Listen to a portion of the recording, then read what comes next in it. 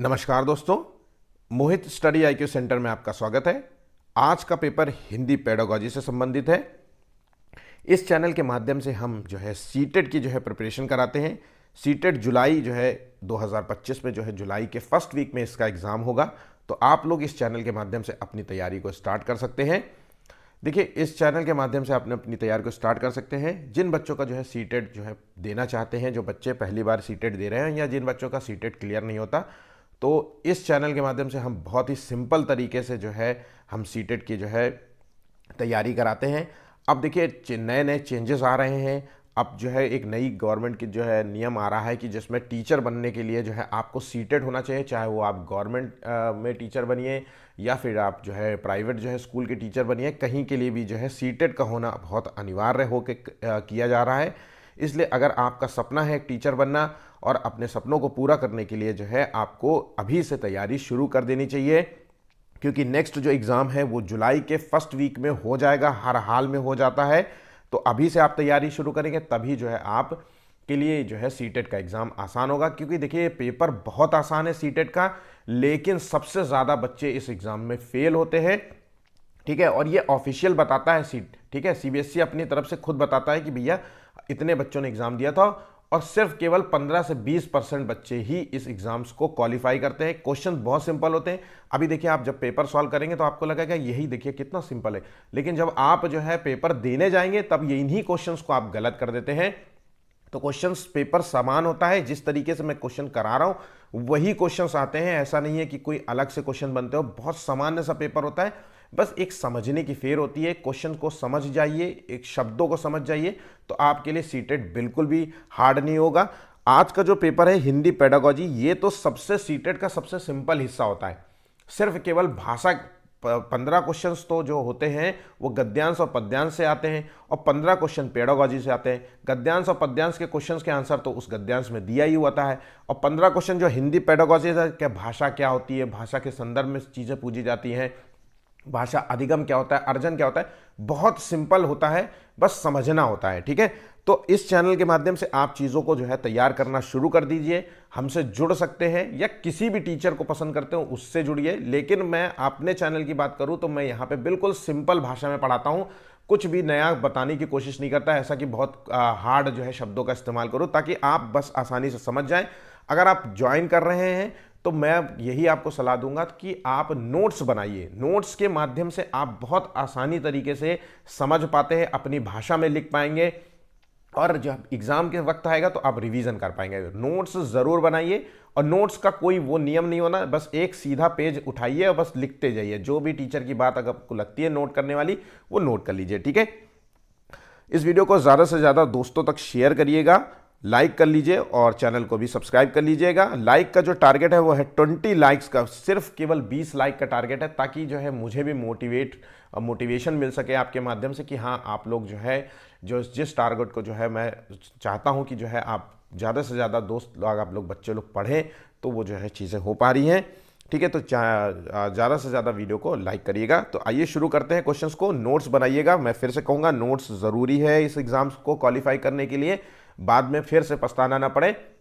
तो आइए शुरू करते हैं। पहला क्वेश्चन देखिए, बहुत सामान्य सा क्वेश्चन है, अब बहुत अच्छा क्वेश्चन है और बहुत बार आता है। जो पहली बार एग्जाम दे रहे हैं तो मेरी बात को उनके लिए बहुत इंपॉर्टेंट है कि उनको पता नहीं होगा कि वो क्या चीज़ें वहाँ पे पूछी जाती है। तो मैं जो बातें बोल रहा हूँ वो बहुत समझने वाली चीज़ें। यहाँ से क्वेश्चन आता है, या क्वेश्चन का मतलब है कि अधिगम क्या होता है। अधिगम के संदर्भ में कौन सा कथन सही नहीं है। अधिगम का मतलब होता है लर्निंग, सीखना। अब सिंपल से सामान्य सा शब्द है कि सीखना क्या हो सकता है। तो अब ऑप्शंस पढ़ते हैं। व्यक्ति के सर्वांगीण विकास में सहायक होता है, तो बिल्कुल बात सही है। अगर हम कोई चीज़ सीखते हैं तो हमारे संपूर्ण विकास के लिए सहायता करता है। भाई, आप चाहे शारीरिक विकास की बात करें, चाहे शारीरिक रूप से कोई सीखना चाहे, भावनात्मक रूप से कोई सीखना चाहे, मनोवैज्ञानिक रूप से कोई सीखना चाहे, कोई आर्ट कला सीखना चाहे, कुछ भी सीखने की बात कर रहे हैं, पढ़ाई की बात करें, तो वो संपूर्ण विकास में संपूर्ण विकास का मतलब होता है भाई, व्यक्ति चलता ही नहीं है, चलने के साथ साथ बहुत सारी क्रियाएं करता है, सोचता है, भावनात्मक रूप से सोचता है, मेंटल रूप से सोचता है, अपनी रीजनिंग करता है ना, अपनी रीजनिंग क्षमता का इस्तेमाल करता है, अपने वैज्ञानिक सोच का भी इस्तेमाल करता है। भाई, सारी चीज़ें होती हैं, ऐसा थोड़ी ना है कि एक सामान्य सा व्यक्ति ये सारी क्रियाएं नहीं करता। तो संपूर्ण विकास में सहायक होता है। ज्ञान के व्यवहारिक प्रयोग में सहायक होता है, तो ज्ञान का कैसा यूज करना है उसमें सहायता प्रदान करता है। लर्निंग विषय वस्तु को रट कर याद करने में सहायक होता है, तो बिल्कुल भी यहां पे आंसर हमें मिल जाता है, ये यहां पे गलत होगा। देखिए किसी भी विषय वस्तु को रटना जो है सीटेट में एक टैग वर्ड के रूप में आप नोट कर लीजिए, रटना कहीं पे भी शब्द आ जाए उसको तुरंत कट कर देना है, तो आंसर टैग वर्ड से ही सॉल्व हो जाता है। बस एक रटना शब्द दिख गया तो तुरंत आंसर गलत कर दिया, ठीक है। सीटेट में हम टैग वर्ड सीख करके हम 50 से 60% क्वेश्चंस को वैसे ही 2 सेकंड में सॉल्व कर सकते हैं, ठीक है। तो अगला क्वेश्चन देखते हैं, सीखना यदि किसी स्थिति के प्रति दर्शाता है, सीखना किसी स्थिति के प्रति दर्शाता है, तो सीखना किस स्थिति के प्रति दर्शाता है, तो देखिए सीखना अभिक्रिया के प्रति दर्शाता है, सक्रिय प्रक्रिया के प्रति दर्शाता है, प्रक्रिया या, तो देखिए सीखना जो होता है, लर्निंग जो होता है वो सक्रिय प्रक्रिया है, ठीक है, एक्टिव जो है चीज होती है, तो सीखने के लिए ये जो है ये सक्रिय प्रक्रिया को दर्शाता है, ठीक है। अगला क्वेश्चन देखिए, बच्चे विद्यालय आने से पहले, बहुत ही इंपॉर्टेंट क्वेश्चन है, बहुत बार पूछा जाता है, मैक्सिमम टाइम ये क्वेश्चन पूछा जाता है जब बच्चे जो होते हैं स्कूल आते हैं पहली बार, 3 साल का जब बच्चा जो है नर्सरी क्लास में जब इसका एडमिशन होता है, तो वो जो है भाषा के चारों कौशलों पर पूर्ण अधिकार रखते हैं। तो देखिए 4 कौशल क्या होते हैं, बोलना, सुनना, पढ़ना, लिखना, ये 4 कौशल होते हैं। तो बोलना आता है उनको, सुनना भी आता है, उनको शब्दों को पढ़ना भी आता है। अगर कई बार बच्चों से पूछो कि ये क्या लिखा है तो ए फॉर एप्पल बता देते हैं, है ना। कई बच्चे लिखने के संदर्भ में भी होते हैं, है ना। कई बच्चे बिल्कुल उनको कुछ नहीं आता, लेकिन उसमें भी भाषा के प्रयोग में बोलना सुनना तो आता है ना। वो सुन तो सकते हैं कि A for apple, B for ball, अब बोल भी लेते हैं, ए फॉर एप्पल बुलवाएंगे तो आप बच्चा बोलेगा। तो चारों कौशलों पे पूर्ण अधिकार के रूप में आता है जब आप उनको सिखाते रहते हैं, ठीक है। तो यहां पे तो आने से पहले वो होता है, अपनी भाषा की नियमबद्ध व्यवस्था की व्यवहारिक कुशलता के साथ रहते हैं। तो बच्चे जो होते हैं वो अपनी भाषा की नियमबद्ध व्यवस्था की व्यवहारिक जो है कुशलता के साथ आते हैं। तो यहां पे जो आंसर है वो है ऑप्शन बी। तो देखिए बच्चे जो है जब वो स्कूल आते हैं तो अपनी एक भाषा के साथ आते हैं। अब उनकी अपनी भाषा क्या होती है, तो उनकी भाषा है, मान लीजिए वो हिंदी भाषी होगा तो हिंदी भाषा के साथ आएंगे। अगर वो जो है कह दीजिए कि अगर वो भाषा उसकी जो है पंजाबी होगी तो वो पंजाबी भाषा के आएंगे। उसका वो प्रयोग कैसे करते हैं उस रूप में आते हैं। तो उस कुशलता के साथ वो क्लासरूम में आते हैं। चारों कुशलता, यहां पे जो ऑप्शन ए है वो गलत हो जाता है, क्योंकि चारों कुशलता पर पूर्ण अधिकार रखते हैं। पूर्ण अधिकार का मतलब है कि सुनना, बोलना, पढ़ना, लिखना, इन चारों पर पूर्ण अधिकार रखते हैं। ऐसा बिल्कुल भी नहीं, जब स्कूल आते हैं तो भाई बच्चों को लिखना भी नहीं आता, कई बच्चों को पढ़ना नहीं आता, है ना। बोलना सुनना तो सामान्य सी क्रिया है ना, तो वो तो आएगा ही आएगा। तो यहाँ पे 2 चीजें गलत हो जाती है। दूसरा ऑप्शन कोरी स्लेट आता है, तो कोरी स्लेट कैसे हो सकता है, भाई बच्चा बोलना आता है, सुनना आता है, समझना आता है ना। कई बच्चे लिख लेते हैं, तो कोरी स्लेट तो बिल्कुल भी नहीं होते। कोरी स्लेट तो हो गया बिल्कुल जो नवजात शिशु जो होता है, जो बिल्कुल जो है 6 महीने का होता है, वो कोरी स्लेट है। उसको सामाजिक, क्योंकि बच्चे जब स्कूल आते हैं तो वो एक सामाजिक अंतःक्रिया के साथ आते हैं। उनका जो है एक एक्सप्रेशन होता है, उनके एक भाव होते हैं, है ना। उनके अंदर एक मैनर्सफुल होता है, उनकी एक भाषा होती है ना। उनका उन भाषा का प्रयोग करना जानते हैं, संचार का माध्यम जानते हैं, एक दूसरे बच्चों से बात करते हैं ना, संचार का माध्यम जानते हैं, भाषा कौशल के साथ आते हैं, चारों कौशलों के साथ नहीं आते। तो यहाँ पे भाषा का समुचित प्रयोग करने में समर्थ नहीं होते, बिल्कुल भी नहीं थे। यहाँ आंसर है हो गया बी, बिल्कुल आंसर सी बी है। जिन लोगों ने बी समझ रखा है वो सभी सही होंगे, ठीक है। नेक्स्ट क्वेश्चन है, देखिए नंदिता जो है हिंदी भाषा में बोलते समय कई बार अटकती है, आप क्या करेंगे। अब वो भाषा को संदर्भ में पूछ रहा है कि कई बार वो भाषा बोलते वक्त अटक जाती है। तो देखिए इसके संदर्भ में हम क्या करेंगे, तो हम पहली बात जो है देखिए इसके प्रवाहपूर्ण अधिगम के नमूने सुनाएंगे और कहेंगे कि हूबहू ऐसे ही बोला ना करे, तो ये बिल्कुल भी सही चीज नहीं है। कक्षा के बाकी बच्चों से कहेंगे कि कलिका, मतलब यहाँ पे नंदिता लिखा था, नंदिका के समक्ष जो है प्रवाहपूर्ण अभिव्यक्ति के नमूने प्रस्तुत करेंगे। कक्षा में केवल जो है कलिका मतलब नंदिता को ही बार बार बोलने के लिए प्रयोग कर मतलब प्रोत्साहित करेंगे, या फिर धैर्य रखते हुए उसे सहज अभिव्यक्ति के लिए प्रोत्साहित करेंगे। तो वो कई बार आजा अटकती है, तो हो सकता है कि वो नर्वस हो सकती है क्लास में, हो सकता है वो चीज़ों को इतनी जल्दी समझ नहीं पा रही हो। तो थोड़ा सा आप एज अ टीचर जो है हमें धैर्य रखना होगा और सहज अभिव्यक्ति के साथ उसको मौका दीजिए, सामान्य मौका दीजिए। जैसे वो मौका देते हैं, उसे पढ़ने के लिए मौका दीजिए, उसको बोलने का मौका दीजिए और धीरे धीरे उसको प्रोत्साहित करिए। वो अपने आप जो है वो अटकना उसका बंद हो जाएगा, ठीक है। नेक्स्ट क्वेश्चन देखिए, भाषा बहुत इंपॉर्टेंट क्वेश्चन है, मोस्ट मोस्ट मोस्ट इंपॉर्टेंट है, और ये शब्दों को बस समझ जाइए तो यहां पे आंसर आपका तुरंत जो है सही हो जाएगा। और शब्द क्या है? भाषा अर्जन और भाषा अधिगम। ये होता क्या है? इसी के संदर्भ में पूछा गया है कि कौन सा कथन यहां पे सही है, सही नहीं है पूछा गया है। ठीक है, ध्यान रखिएगा, क्वेश्चन पूछा गया है सही नहीं है। तो देखिए, भाषा अर्जन क्या होता है? पहली चीज, अगर जिन बच्चों को ये शब्दों के बारे में नहीं पता है तो वो नोट कर लिए। भाषा जो अर्जन होती है वो जन्मजात होती है, सामाजिक अंतः क्रिया का परिणाम होती है। भाषा जो है बच्चे जो है सुनकर बोलकर जो भाषा को ग्रहण करते हैं उसी को कहते हैं भाषा अर्जन। जो हम बोलते हैं ना, शुरुआती में बच्चे जो है जो भी सुनते हैं बोलते हैं, आपस में सामाजिक अंतः क्रिया करते हैं, मम्मी पापा जो बोलते हैं उसी को भाषा अर्जन कहते हैं, जन्मजात होती है। इसमें कोई नियम नहीं होता। शुरुआत में देखिए बच्चा कैसा जो है तुतला के बोलता है, टूटी फूटी भाषा में बोलता है ना। अपने शब्दों को अगर सेंटेंस में भी पिरोता है तो वो टुकड़ों में कुछ भी शब्द बोल देता है। तो बात हम लोग हंसते हैं कई बार। तो इसमें कोई नियम नहीं होता, एक बच्चे की सीखने की एक सरल प्रक्रिया है। तो यहां पे ध्यान रखिएगा, अर्जन में सिर्फ इतनी बातें याद कर लीजिए, जन्मजात होती है, सामाजिक अंतःक्रिया का परिणाम है, और ये एक सरल प्रक्रिया है, इसमें कोई नियम नहीं होता। जो भी सामाजिक रूप से सीखता है वही उसका भाषा अर्जन कहलाती है। अब भाषा अधिगम क्या होता है? तो भाषा अधिगम का मतलब है भाषा सीखना। तो भाषा सीखेंगे तो भाई भाषा सीखने के लिए नियम होंगे, व्याकरण होंगे, तो नियमों के तहत चलती है भाषा अधिगम जो है, नियमों के तहत चलती है। यह प्रक्रिया जो है जन्म से शुरू होती है और उसके मरने तक चलती है, मतलब वहां से उसके जीवन तक चलती है। अधिगम में भाई जीवन तक चलता है, जीवन भर चलता है उसका मतलब, है ना। अधिगम ऐसा तो है नहीं आज आप जिस उम्र में है आप भी तो अधिगमी प्रक्रिया कर रहे हैं, आज आप सीख रहे हैं तो आपका जीवन पर्यंत चलता रहता है। इसमें हम व्याकरण के ज्ञान का जो है सीखने का प्रयास करते हैं, इसमें व्याकरणिक नियमों को सीखते हैं, नियमों को जानते हैं। ठीक है, अब देखिए यहाँ पे कौन सा कथन सही नहीं है, पांचवें का देख लेते हैं। तो भाषा अर्जन में कभी भी अनुवाद का सहारा नहीं लिया जाता है। ठीक है, यहां पे भाषा अर्जन में विभिन्न संकल्पनाएं मातृभाषा से बनती है। मैंने कहा था कि भाषा अर्जन जो होता है वो एक जन्मजात प्रक्रिया होती है, तो ये सही है पॉइंट। जो गलत है, भाषा अर्जन स्वाभाविक होता है जबकि भाषा अधिगम प्रयासपूर्ण होता है, क्योंकि इसमें नियमों के तहत चलते हैं हम भाषा अधिगम में, तो इसलिए प्रयासपूर्ण होता है।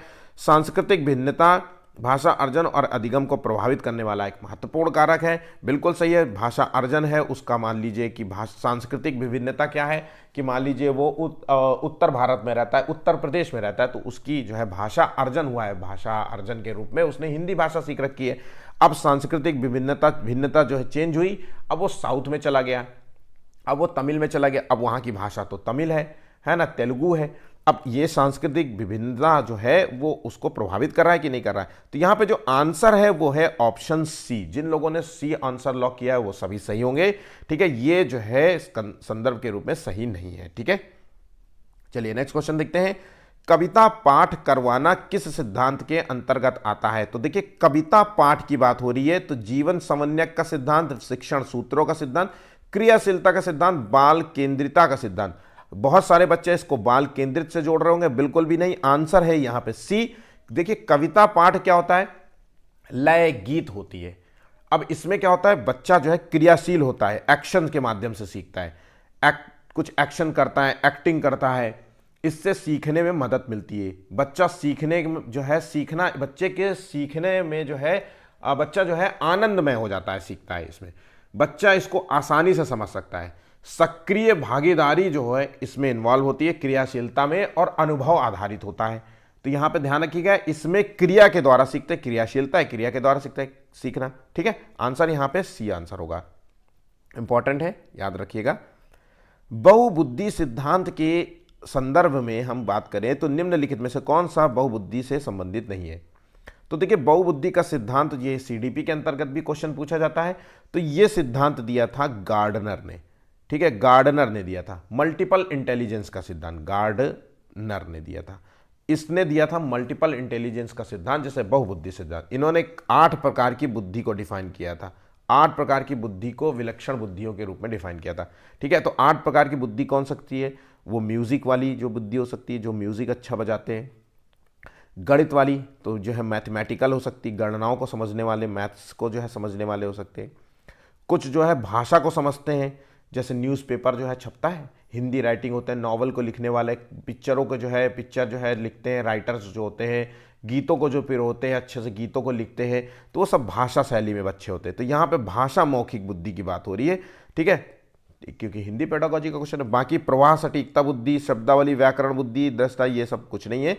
बहुविधि सिद्धांत में एक भाषा आती है तो भाषा मौखिक बुद्धि को कहते हैं। यहाँ पे ऑप्शन बी बिल्कुल राइट होगा। किसने दिया था? गार्डनर ने दिया था, और 8 प्रकार की बुद्धि को जो है इन्होंने डिफाइन किया था। बस इतने इंपॉर्टेंट को पॉइंट्स को याद कर लीजिएगा। स्किनर के अनुसार भाषा सीखना एक अत्यंत जटिल प्रक्रिया है कि भाषा अनुकरण। तो स्किनर ने भाषा सीखने की जो प्रक्रिया बताई है वो है अनुकरण के माध्यम से। अनुकरण का मतलब होता है ऑब्जर्वेशन के माध्यम से। ऑब्जर्व करना, किसी को ऑब्जर्व करना, या किसी का नकल उतार के किसी की देख लिया, उसकी नकल कर ली हमने। तो अक्सर बच्चे देखिए अनुकरण के माध्यम से सीखते हैं। बच्चे अक्सर आपको नकल करते हुए दिखेंगे, है ना, अपने मम्मी पापा की एक्टिंग करते हैं, या अक्सर आपने देखा होगा कि पापा के शूज़ पहन लेते हैं क्योंकि पापा शूज़ पहनते हैं, ऑफिस जाते हैं, या पापा का कोट पहन लेंगे, पापा की शर्ट पहन लेंगे, है ना। बच्चे जो है, आप कोई भी हरकत करिए बच्चों के सामने तो वो उसका एक्टिंग करने लगते हैं। इसलिए अक्सर कहा जाता है कि माता पिता अगर घर में लड़ाई कर रहे हो या किसी तरीके की कोई बदतमीजी वाली बात हो रही है, कभी भी हो जाती है, या कोई भी बात हो रही है, अच्छी बातों को बच्चों को सिखाइए, अच्छी बातें ही बच्चों के सामने करिए, है ना। और अक्सर जो है कई बार ये हो जाता है कि माँ बाप लड़ रहे हैं और बच्चा भी सीख रहा है, गाली गलौज वो माँ बाप दे रहे हैं, तो अच्छे 3-3 साल के, 2-2, 2.5-2.5 साल के बच्चे गाली देने लगते हैं। तो अनुकरण द्वारा सीखी जाती है भाषा, यहाँ पे ये बताया गया है, ठीक है। बहुत ही अच्छा क्वेश्चन है, बहुत इंपॉर्टेंट क्वेश्चन है, इंपॉर्टेंट है, इसको नोट कर लीजिए। बस स्किनर के आगे अनुकरण शब्द लिख लीजिए, बात क्लियर हो जाएगी। नेक्स्ट क्वेश्चन देखते हैं। दैनिक कार्यों में मनुष्य जो है किन 2 कौशलों का सर्वाधिक प्रयोग करता है? तो डेली जो है कार्य जब करता है तो मनुष्य जो है किन जो है चीज़ों को यूज़ करता है? तो लेखन, पर डेली लिखता थोड़ी ना है। कई बच्चे, कई लोगों का देखिए, आप देखें तो अब मेरी मम्मी जो है, अगर मैं अपनी मम्मी से तुलना करूँ इस चीज़ की, तो मेरी मम्मी तो मुझे कहूँगा कि जो है वो 10-15 दिन में कुछ लिखती होंगी कि हाँ ये गृहस्थी के सामान लाना है, ये लाना है। तो लेखन तो उनका है ही नहीं। श्रवण और पठन कौशल कई लोग नहीं पढ़ना चाहते। तो यहाँ पे जो आंसर है, 2 कौशल की बात हो रही है। यहाँ पे 4 कौशल होते हैं। एक तो लेखन कौशल होता है, लिखना होता है, सुनना होता है, बोलना होता है, पढ़ना होता है, ठीक है। और इन सुनना, लिखना, बोलना, पढ़ने में से जो सबसे ज़्यादा होता है वो है सुनना और बोलना। 2 कौशल का सबसे ज़्यादा डेली प्रयोग होता है, सुनना और बोलना। आप जो है निकले, राम राम बोल दिया, सुनना, एक सुन रहा है, आप बोल रहे हैं, यही बस होता है। भाई राम राम, है ना, नमस्कार भाई, और सब बढ़िया है, यही सब चीज़ चल रहा है डेली, है ना। तो यही चीज़ है, आंसर यहाँ पे सी होगा। नेक्स्ट क्वेश्चन देखिए, भाषा जो है स्वयं में क्या है? तो एक जटिल जो है चुनौती है, कि एक विषय मात्र है, या संप्रेषण का एकमात्र साधन है, या नियमबद्ध व्यवस्था है? तो देखिए भाषा जो है एक तो संप्रेषण का एकमात्र साधन नहीं है, ध्यान रखिएगा। जहां पे शब्द केवल आ जाए या एकमात्र आ जाए, उसे तुरंत काट देना है, कहीं पे भी, चाहे वो सीडीपी के अंतर्गत क्वेश्चन आया हो, या फिर चाहे हिंदी पेडागोजी, या चाहे ईवीएस में हो, चाहे किसी भी एकमात्र या केवल जैसे शब्द का इस्तेमाल हो, ये टैग वर्ड के रूप में जाना जाता है। ये निगेटिव टैग वर्ड होता है, और निगेटिव का मतलब है यहाँ पॉजिटिव रूप में क्वेश्चन पूछा जाए। भाषा स्वयं में एक नियमबद्ध व्यवस्था है, एक नियमों के तहत चलती है। इसमें नियमों का ज्ञान जो है लेना बहुत ज़रूरी होती है, ठीक है। आप देखिए शुरुआत में तो आप जो है नियमों के तहत नहीं चलते भाषा, क्योंकि भाषा का अर्जन जो है आपका घर से होता है, सामाजिक प्रक्रिया के द्वारा होता है। लेकिन जब आप आगे जैसे जैसे बढ़ते हैं तो भाषा अधिगम की प्रक्रिया शुरू हो जाती है, क्योंकि जीवन में और भी बहुत सारी चीज़ों को साधना होता है ना।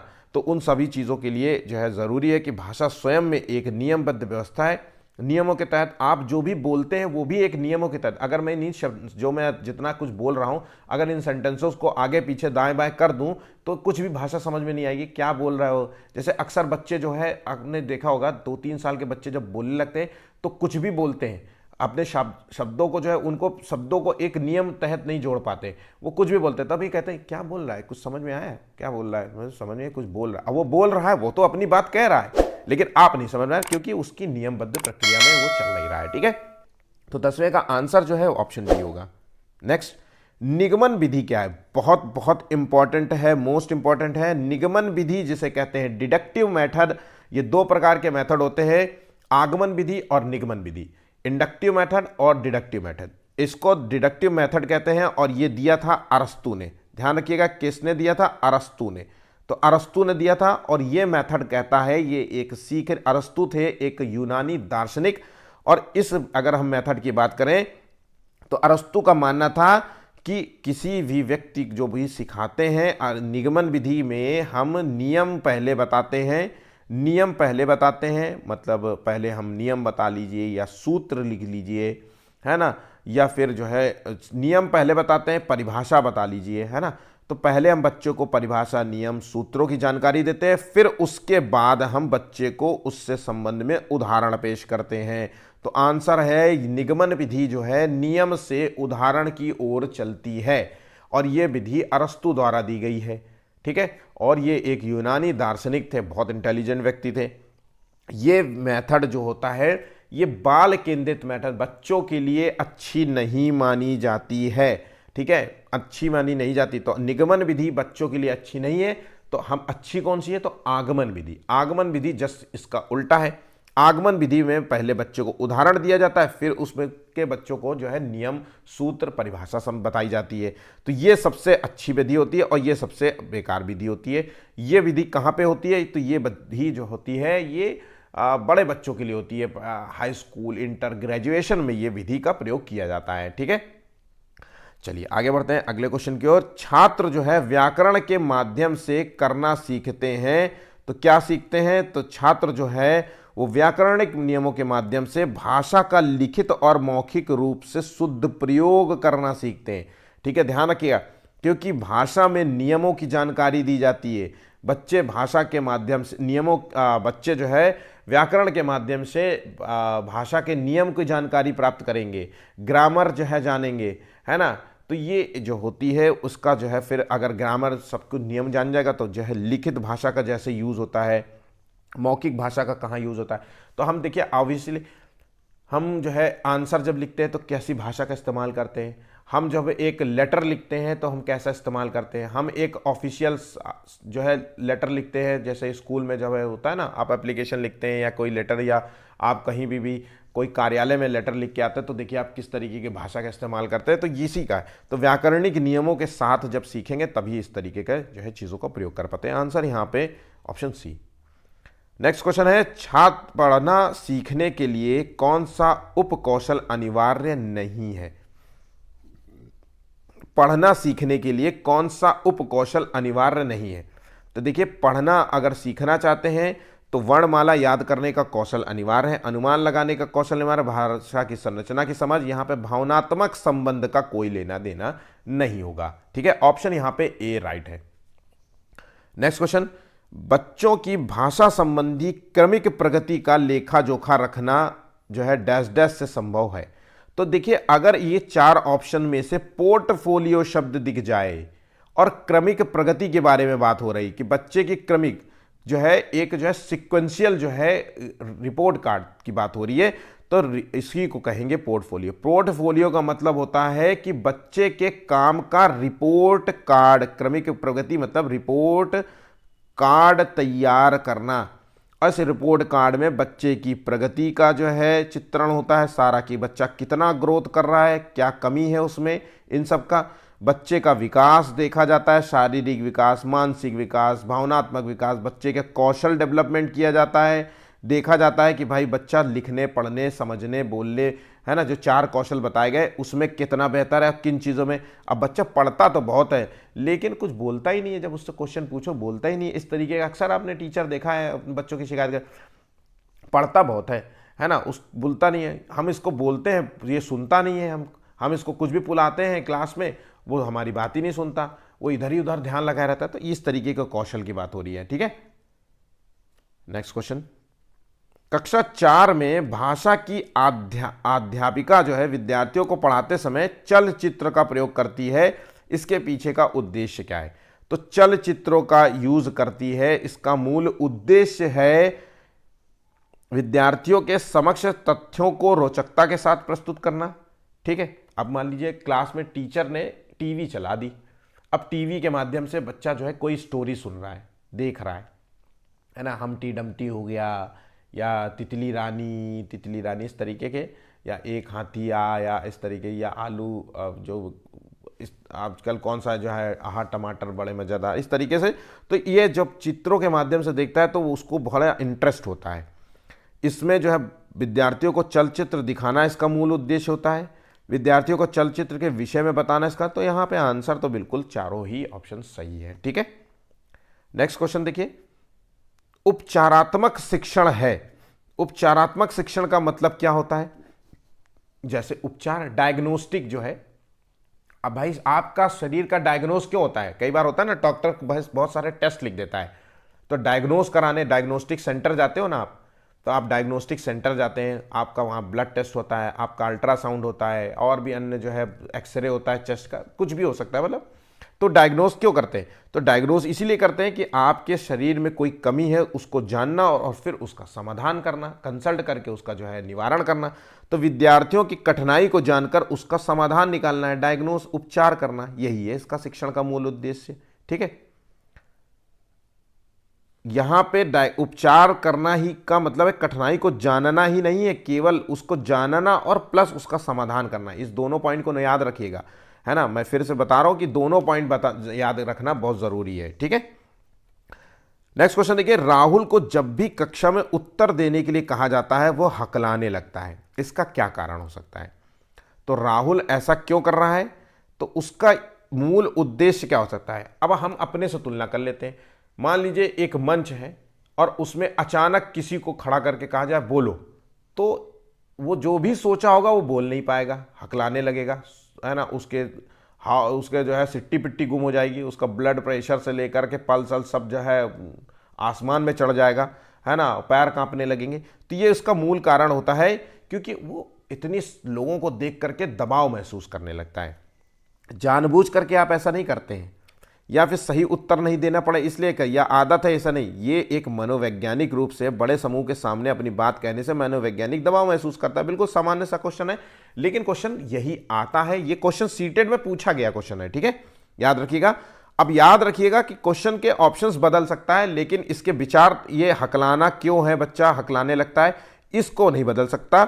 इस चीज को ये हमेशा रखेगा, बस शब्दों को बदल सकता है, पर वो यही लिखेगा कि भाई बच्चा मनोविज्ञान, वो बच्चा दबाव महसूस कर रहा है, इतने लोगों के बीच में दबाव महसूस कर रहा है, बच्चे के अंदर मनोविज्ञान जो है हावी हो रहा है ना। इस तरीके से कुछ भी शब्दों का इस्तेमाल कर सकता है। ठीक है, कविता कहानियों पर चर्चा करने एवं प्रश्न करने का मूल उद्देश्य क्या होता है? तो कविता कहानियों पर हम चर्चा करना और प्रश्न करने का जो मूल उद्देश्य होता है वो भाषा सीखने की प्रक्रिया में स्वाभाविकता लाता है। ठीक है, ध्यान रखिएगा, आंसर है यही।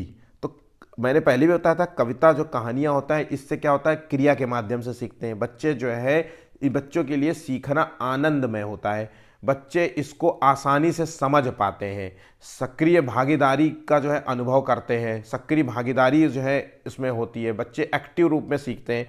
तो कहानी में चर्चा करने से जो है और प्रश्न पूछने का मूल उद्देश्य होता है बच्चे की सीखने की प्रक्रिया में स्वाभाविकता लाना, कि ये वो बच्चा कितना जान पाया, समझ पाया है कि नहीं। तो ये चीज़ें बहुत ज़रूरी होता है क्लासरूम में चर्चा कराना। ठीक है,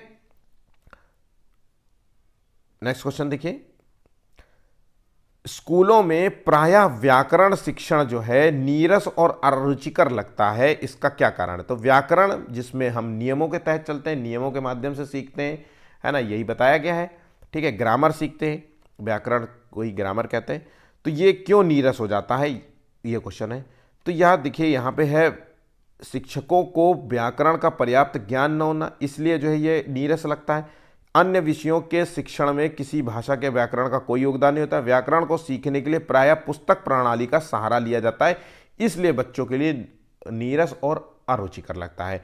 या फिर व्याकरण सीखने में कोई रुचि नहीं होती है, ऐसा नहीं है। ये जो है टीचर हमेशा अक्सर किताबी वाली जो है बुक्स का इस्तेमाल करते हैं, बुक्स को खोलते हैं, पढ़ाना शुरू कर देते हैं, तो बच्चे को पता चला नींद आ रही है, कोई बच्चा सो रहा है, कोई ध्यान नहीं दे रहा है, तो ये अरुचिकर इसीलिए लगता है। ठीक है, यहाँ पे आंसर सी जो है बेस्ट रहेगा। वाणी होती है, वाणी डैश डैश होती है और लिखित भाषा की तुलना में काफ़ी तेज़ी से बदलती रहती है। ये जो है क्या है इसमें, तो वाणी जो है एक तरीके से अस्थाई होती है, ध्यान रखिएगा, वाणी अस्थाई होती है, और जो लिखित भाषा होती है वो अधिक स्थायी होती है। तो लिखित भाषा की अगर हम बात करें तो वो स्थायी होती है और संगठित भी होती है, संगठित होती है। ठीक है, तो भाषा जो है स्थायी और संगठित होती है, लिखित भाषा, और वहीं पे जो हम बोलते हैं, है ना, ये जो है अस्थायी होती है, क्षणिक होती है। कुछ भी शब्द इस्तेमाल हो सकते हैं, नोट कर लीजिए, शब्द जो है क्षणिक होते हैं और बोल कर जो है अक्सर गायब। देखिए मैंने जितनी भाषा बोली है वो सब गायब हो गया, है ना। और लेकिन लिखित भाषा है वो स्थायी रूप से टिकी रहेगी जब तक वो पन्ना खत्म ना हो जाए। तो स्थायी होती है, संगठित होती है। क्या कहा था, ये शब्द बिल्कुल सामने प्रमाण है, आपने जो लिखा है यही है। मैंने बोल दिया, मैं कल को कह दूं कि मैंने ये बात कही नहीं थी, का प्रूफ है ना। तो ये क्षणिक होती है, अस्थायी होती है। ठीक है, बोली भाषा जो होती है वो समय स्थान के साथ बदलती है। हमें सभी को पता है कि जो वाणी होती है वो समय, जैसे जैसे समय बदलता है वैसे वैसे बदलती है, जगह स्थान भी बदलती है। तो जैसे आप मान लीजिए आप कानपुर में हैं, उत्तर प्रदेश में, मैं कानपुर में रहता हूँ, यहाँ की भाषा कुछ और होगी, है ना। जैसे जैसे हम गांव में जाएंगे तो और ये इस भाषा का टुकड़ा हुआ रूप, टूटा हुआ रूप दिखने को मिलेगा आपको। बहुत अजीब शब्दों का इस्तेमाल होगा। खइयो का खाना खा, जैसे हमारे यहाँ पूछा जाएगा खाना खा लो जरा, है ना, तो उस, और गांव में पूछेंगे खइयो का खाना, खा लो यार थोड़ा, देखो खाए का हो तो खा लो, नहीं तो जो है चले जाओ। ऐसे कुछ मैं बोल नहीं पा रहा हूँ लेकिन वैसे बता रहा हूँ। आगरा में चले जाएंगे तो और अलग भाषा होगी, और मेरठ में चले जाएंगे अलग भाषा होगी, हरियाणा में चले जाएंगे तो जो है का कर रहा है ताऊ, तो इस तरीके से इस्तेमाल होगा। दिल्ली में चले जाओगे तो सीधा गाली देंगे। तो ऐसे से है चीज़ें जो है समझने की बातें हैं। ठीक है, चलिए आगे बढ़ते हैं। किसी समावेशी कक्षा में कौन सा कथन भाषा शिक्षण के सिद्धांतों के अनुकूल है। तो समावेशी कक्षा की बात करें तो समावेशी कक्षा का मतलब होता है ऐसी कक्षा जहां पे सभी छात्र पढ़ते हो, ना उनका सामाजिक बैकग्राउंड देखा जा रहा हो, ना उनका आर्थिक बैकग्राउंड देखा जा रहा हो, ना उनका वो बच्चा कमज़ोर हो, प्रगतिशील छात्र हो, पढ़ने में अच्छा हो, पढ़ने में कमज़ोर हो, या फिर किसी तरीके का कोई समस्या हो, विकार हो बच्चे में, है ना। तो इन सभी का ध्यान, इन चीज़ों का ध्यान में ना रखते हो, सभी को, बच्चों को जो है एक क्लास में रखते हैं। और फिर जो है बच्चों का ध्यान रखना होता है क्लास में, कि ऐसा नहीं है कि जो है अब जिस बच्चे को सुनाई न दे रहा हो तो उस पर जो है ध्यान ना दो, क्योंकि एक क्लास में जो है प्रगतिशील बड़ा बढ़िया वाले सामान्य बच्चे हैं तो उन्हीं पे ध्यान दो, ऐसा नहीं। मतलब हम यहाँ पे संदर्भ समावेशी कक्षा, जहाँ पे सबको जो है सामान्य शिक्षा दी जाती है, सभी को शिक्षा के काबिल समझा जाता है। ऐसा नहीं कहा जाता है कि तुम कमज़ोर हो तो तुम्हारे लिए सेक्शन डी कर दिया जाए, अच्छे बच्चों को सेक्शन ए में कर दिया। अक्सर स्कूल ऐसा करते हैं लेकिन ये करना नहीं चाहिए। या फिर तुम्हें जो है सुनाई कम पड़ता है तो तुम यार यहाँ पे ना पढ़ो, कहीं और पढ़ लो, हाँ। तुम यार, तुम पैर से तुम्हें दिक्कत होती है, यहाँ पे बच्चे कहीं तुम्हें टंगड़ी अंगड़ी मार देंगे तो जो है चोट वोट लग जाएगी, तुम किसी और स्कूल में एडमिशन ले लो। तो ये नहीं करना चाहिए। ठीक है, तो 21वें का यहाँ पे जो है, अगर ऐसी बात है, अगर समावेशी क्लासरूम है और हम भाषा सिखा रहे हैं तो हमें प्रिंट समृद्ध माहौल भाषा सीखने में मदद करता है। इसी का जो है हमें सहारा लेना चाहिए, क्योंकि प्रिंट समृद्ध माहौल से, चीज़ों से भाषा के विस्तृत रूप के बारे में जानकारी मिलती है, भाषा के विभिन्न रूपों से हम परिचित होते हैं।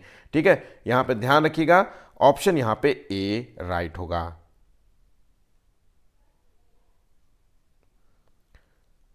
पाठ्य सामग्री बोध गम्यता के संदर्भ में निम्नलिखित में से कौन सा जो है कथन जो है यहाँ पे गलत होगा। तो देखिए 22वें का जो आंसर होगा तो यह स्किमिंग समीक्षा करने के लिए अधिक, देखिए स्किमिंग शब्द और अधिक उपयुक्त है, जबकि स्कैनिंग द्वारा किसी विशेष प्रश्न का उत्तर देने के लिए मदद मिले। तो यहाँ पे स्किमिंग और स्कैनिंग दो शब्द दिए हुए गए, दोनों शब्दों का मतलब अगर समझ गए तो बात खत्म हो जाएगी।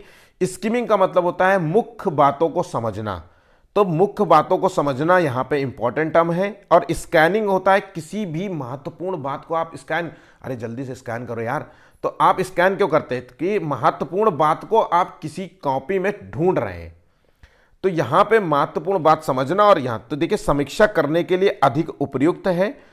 अब स्किमिंग में क्या होता है, कोई भी बात हो रही है, अब महत्वपूर्ण बातों को समझाया जाता है, लेकिन स्कैनिंग में किसी विशेष प्रश्न का उत्तर देने में मदद मिलती है, क्योंकि किसी विशेष प्रश्न का उत्तर देने के लिए आपको उस प्रश्न के संबंध में एक लाइन की जानकारी हासिल करनी होती है। तो स्किमिंग और स्कैनिंग का यही मतलब होता है। तो यहाँ पे गलत कथन का चुनना है। तो देखिए स्किमिंग और स्कैनिंग दोनों ही पाठ्य सामग्री पढ़ने के लिए तीव्र नेत्र की जरूरत होती है। मतलब इसमें भी सरसरी निगाह देखनी पड़ती है। अगर मान लीजिए समीक्षा देने की बात है तो किताब खोलोगे, खड़खड़ खड़खड़ देखोगे क्या है, क्या देना है। तो हमें जो है यहाँ मुख्य बातें समझनी होती है स्कीमिंग में। स्कैनिंग में हम सरसरी सरसरी चीज़ें देखते हैं और ताकि जो है वो हमारा जो क्वेश्चन है वो हम देख पाएँ। और उसमें स्कीमिंग में क्या होता है, यार जरा इस पेपर को ये जो है लेसन प्लान, इस लेसन को, इस चैप्टर को मुझे प्लीज़ यार समझा दो। तो इस बच्चा किस जो है अपने दोस्त को समझाएगा स्कीमिंग के माध्यम से कि यार देखो ऐसा ऐसा ऐसा है। अक्सर कहते हैं ना, अरे जरा वो उस दिन हुआ क्या था, तुम मुझे थोड़ा सा बताना जरा, देखो यार उस दिन ऐसा ऐसा ऐसा ऐसा कुछ हुआ था, है ना। या पिक्चर के बारे, भाई यार उस मूवी की स्टोरी क्या थी, तो भाई उस मूवी की स्टोरी ऐसा था ऐसा था ऐसा था ऐसा था। ठीक है, तो ये होता है। तो यहाँ पे देखिए आंसर समझ गए होंगे। तो यहाँ पे आंसर है ऑप्शन डी, स्किमिंग में गहराई से पठन किया जाता है जबकि स्कैनिंग में सरसरी तौर पे पढ़ा जाता है।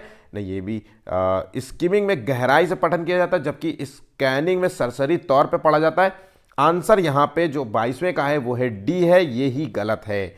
स्किमिंग में मैंने बताया कि मुख्य बातें समझी जाती है, इसमें गहराई से पढ़ा नहीं जाता है, इसमें मुख्य बातें समझी जाती हैं कि उस टॉपिक का मुख्य बात है क्या। ठीक है, और स्कैनिंग में जो होता है वो हम सिर्फ केवल महत्वपूर्ण बातों को खोजने के लिए हम जल्दी जल्दी देखते हैं, सरसरी तौर पे देखते हैं इसे। ठीक है, चलिए नेक्स्ट क्वेश्चन देखिए। निम्नलिखित में से कौन सा कौशल जो है समझ के साथ पठन का लक्षण नहीं है। तो कौन सा कौशल समझ के साथ पठन का लक्षण नहीं है, तो घटनाओं और विचारों के क्रम का संयोजन और आकलन करना, या अब तक पढ़ी गई सामग्री का मानसिक रूप से सारांशीकरण, या अक्षरों और वर्णमाला पर ध्यान केंद्रित करना। तो देखिए समझ के साथ जो है पठन का कौशल नहीं है, वो है अक्षर और वर्णमाला पर ध्यान केंद्रित करना। ऑप्शन यहाँ पे सी बिल्कुल जो है गलत लक्षण होगा यहाँ पे। ठीक है, इस संदर्भ में बात करें तो सी आंसर सही है। उच्च प्राथमिक स्तर पर हिंदी भाषा विकास के लिए कौन सी गतिविधि उपयोगी नहीं हो सकती। तो हम उच्च प्राथमिक स्तर पर हिंदी भाषा के विकास की हम बात करें तो 24वें का आंसर है सी, मुहावरों के अर्थ लिखकर वाक्य बताना जो है ये सही नहीं है, उपयोगी नहीं है। आंसर हो गया सी, यह गलत है। ठीक है, ऑप्शन यहां पे सी होगा। व्याकरण शिक्षण की अपेक्षाकृत बेहतर विधि है। तो व्याकरण शिक्षण के संदर्भ में हम बात करें तो सबसे बेहतर विधि कौन सी है, तो आगमन, निगमन, सूत्र और पुस्तक विधि। तो मैंने दो विधियों के बारे में बताया था, तो यह विधि दी थी अरस्तु ने। ये विधि अरस्तु की है। आगमन विधि जिसको कहते हैं इंडक्टिव मेथड, निगमन विधि जिसको कहते हैं हम डिडक्टिव मेथड। आगमन विधि में क्या होता है, हम बच्चों को पहले उदाहरण बताते हैं फिर नियम समझाते हैं। मतलब आगमन विधि में बच्चे को, ये बाल केंद्रित विधि है, बच्चे को हम उदाहरण से नियमों की ओर जो है जानकारी देते हैं। निगमन विधि जो होती है ये थोड़े से बड़े बच्चों के लिए काम आती है, ये बच्चों के लिए नहीं होती है। इसमें पहले नियम बताते हैं, सूत्र बताते हैं, परिभाषा बताते हैं, फिर उसके बाद उदाहरण है समझाया जाता है। तो व्याकरण के संदर्भ में अगर हम बात करें तो ये जो 25वें का आंसर है ए, ये याद कर लीजिएगा, मोस्ट इंपॉर्टेंट क्वेश्चन है। ठीक है, चलिए आगे बढ़ते हैं। भाषा संबंधी मूल्यांकन में क्या होता है, तो मूल्यांकन का मूल उद्देश्य क्या होता है। भाई मूल्यांकन का मूल उद्देश्य होता है कि हम बच्चे के भाषा संबंधी जानकारी, भाषा के संदर्भ में हम बात कर रहे हैं तो भाषा की जानकारी देखना है कि बच्चा क्या सब भाषा को पकड़ पा रहा है कि नहीं, समझ पा रहा है कि नहीं, है ना। ये सब के मूल्यांकन किया जाए और मूल्यांकन करके उसका निवारण करें अगर कोई कमी रह जाती है। तो ये भाषा संबंधी मूल्यांकन में हम जो है बच्चों के भाषा प्रयोग संबंधी क्षमता का मूल्यांकन करना चाहिए। आंसर हो गया ऑप्शन जो है, सिर्फ किसी विशेष भाषा का मूल्यांकन नहीं किया जाता है, या फिर जो है भाषा के नियम संबंधी ज्ञान का मूल्यांकन नहीं किया जाता, मतलब व्याकरण की बात कर रहा है, या पाठ्यक्रम विशेष की उपलब्धि समझी जाती है, ऐसा कुछ भी नहीं। आंसर हो गया है ऑप्शन बी। नेक्स्ट क्वेश्चन, समस्याओं को हल करने की क्षमता, आलोचनात्मक और रचनात्मक तर्क को विकसित करना शिक्षण के किस स्तर पर केंद्रित है। तो अगर हम किसी समस्या को हल कर पा रहे हैं, आलोचनात्मक रूप से रचनात्मक तर्क दे पा रहे हैं, है ना, तर्क दे करके उस समस्या का जो समाधान कर वैज्ञानिक सोच रखते हैं, जो है अमूर्त रूप से सोच पाते हैं किसी जो है समस्या को हल करने में, है ना, मूर्त और अमूर्त दोनों रूप से चिंतन कर पाते हैं, तो ये जो होता है ये चिंतनशील स्तर को कहते हैं। स्मृति स्तर ये तो रटने वाली याद हो गई, याद करने वाली हो गई, समझ स्तर नहीं है। ऑप्शन यहाँ पे 27वें का बी होगा। ठीक है, ये जो होती चिंतन जो शील स्तर होता है ये बच्चे के सीखने या बच्चे के समस्याओं को हल करने पर केंद्रित होता है। इसमें बच्चा जो है गहन चिंतन करता है, इससे स्वतंत्र विचारक और समस्या समाधान, मतलब इससे बच्चा जो होता है वो स्वतंत्र जो है विचारक बनता है, विचार करने वाला बनता है, समस्याओं को समाधान करने वाला बनता है। ध्यान रखिएगा इस चीज को, बहुत इंपॉर्टेंट क्वेश्चन है, अक्सर एग्जाम में पूछा जाता है। प्राचीन जो है भारतीय स्थापत्य पढ़ाने के दौरान एक इतिहास शिक्षक के विद्यार्थियों के लिए स्थायी ऐतिहासिक इमारतों के भ्रमण करने की व्यवस्था की गई। उदाहरण है तो देखिए जो है मान लीजिए मोनूमेंट्स होते हैं या फिर टॉम्ब के बारे में होता है, तो हुमायूं अकबर का टॉम्ब हो गया, या फिर कोई जो है कोणार्क का मंदिर हो गया, या अजंता की एलोरा की गुफाएं हो गई। इस तरीके की चीज़ों को पढ़ाते समय फिर इसका जो है टीचर भ्रमण कराने पे ले जा रहा है, तो ये क्या इसका क्या मूल उद्देश्य होता है?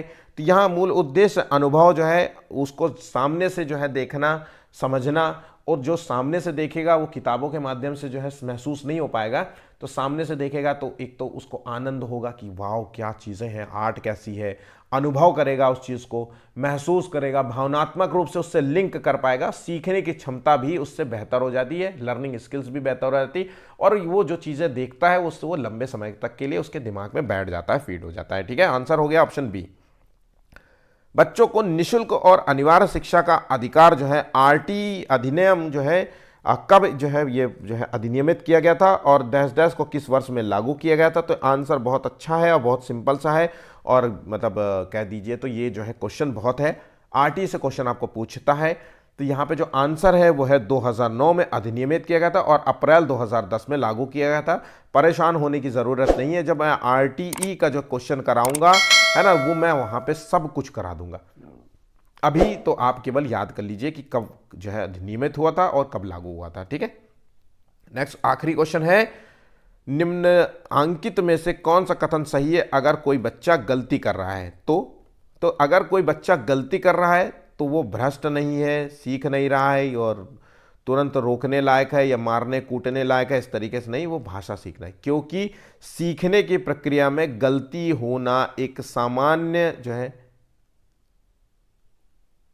मैं उल्टा पुल्टा लिख दिया, गलती होना एक सामान्य प्रक्रिया है। जब तक बच्चा गलती नहीं करेगा वो सीखेगा कैसे? अगर गलती करता है तो उसके लिए फिर सीखना आसान हो जाता है। गलती करने के बाद ही बच्चा और बेहतर तरीके से सीख पाता है, उसकी एक क्षमता डेवलप होती है। ठीक है, जब आप गलती करते हैं तो आप समझ पाते हैं कि आपका माइंड अब ये बता रहा है कि ऐसी गलती अब सामान्य क्रियाओं में भी नहीं होनी है। तो ऐसा होता है, सीखने की प्रक्रिया में गलती होना बहुत ज़रूरी होता है, बहुत अच्छी बात होती है। तो ये एक सीखने की प्रक्रिया है, तो यहाँ पे जो है बच्चा सीख रहा होता है, भाषा सीख रहा होता है। आंसर हो गया ऑप्शन यहाँ पे बी ए, यहाँ पे आंसर हो गया। ठीक है, इस प्रकार हमारे जो है हिंदी पेडागोजी के क्वेश्चन समाप्त होते हैं।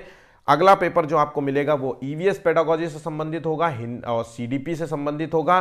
तो वीडियो को जो है ज़्यादा से ज़्यादा दोस्तों तक शेयर करिएगा, वीडियो को लाइक करिएगा। लाइक का जो टारगेट है वो है 20 लाइक्स, 20+ है। ठीक है, सब्सक्राइब कर लीजिएगा अगर अभी तक चैनल को सब्सक्राइब नहीं किया। बहुत सिंपल तरीके से मैं बताऊंगा, आगे आते आते आपको बहुत सारी चीज़ें इस चैनल के माध्यम से मिलेंगी, बहुत सिंपल तरीके से आप ऐसे ही पढ़ सकते हैं। बाकी जो है पढ़ने के बहुत सारे नियम हैं जो आपको ठीक लगे, बाकी इस चैनल के माध्यम से आपको इसी तरीके से मैं पढ़ाऊंगा। ठीक है, आज के लिए बस इतना ही है, धन्यवाद।